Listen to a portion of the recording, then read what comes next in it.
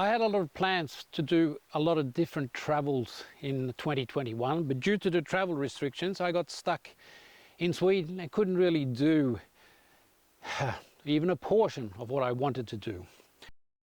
One of the effects of that was that I ended up looking around for small projects that I could do at home, and I eventually ended up buying this, a TW125.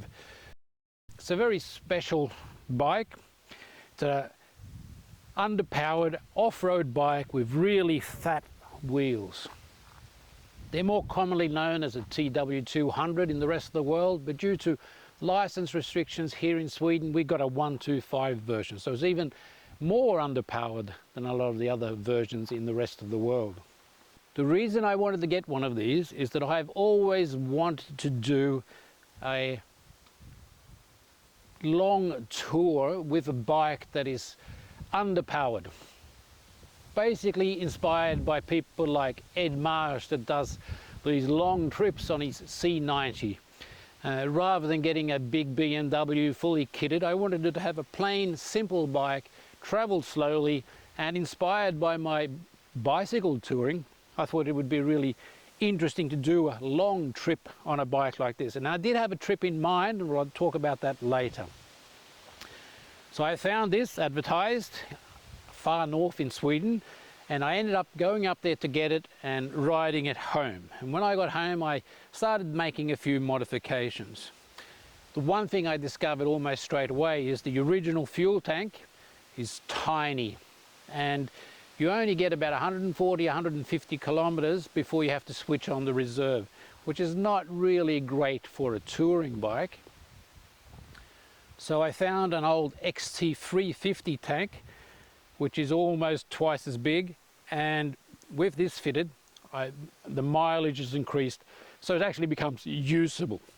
It fits quite well. This tank that I found is not in the best shape. It's got a few bumps and a few scratches, but I was planning to maybe fix it up and make it look a bit better later on. But on the other hand, when you go on a big adventure, you tend to knock things about a bit, so it might be better off just leaving it the way it is.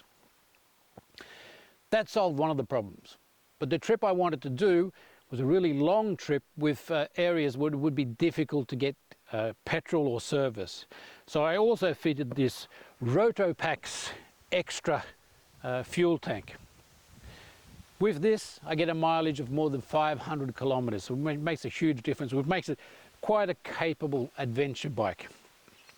I also fitted a heavy-duty skid pad, as the original one is more of a joke than anything else. Some wider foot pegs, give it a nice comfortable stance, hand guards, a better handlebar. It's a thicker, more comfortable handlebar in a better position, and it's also stronger than the original handlebar, which is just a plain metal one that bends quite easily. Adjustable levers for both the brake and the clutch, and a very, very solid and well-made rear rack with extensions that make it able to hang soft luggage over the top that doesn't go in and get burnt on the muffler or into the wheel on the other side. The rack is also very solid, mounts properly onto the frame, has this extension that helps it support, and I would be able to put something on top of this, either strap it down or bolt down a box or something on top of this if I wanted to carry more equipment. So basically, after the modifications I have made, I have a very, very capable long distance off-road adventure bike, as long as you don't want to go too quickly. But I would be able to go more or less anywhere I wanted to go and explore the world.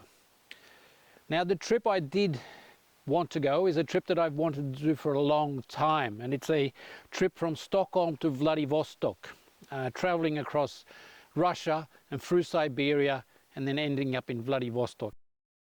Unfortunately, as you all know, that's not really going to be possible for the next couple of years at least. Even then, it might be difficult to motivate doing that trip, depending on the situation in the world and what happens in the next year or two.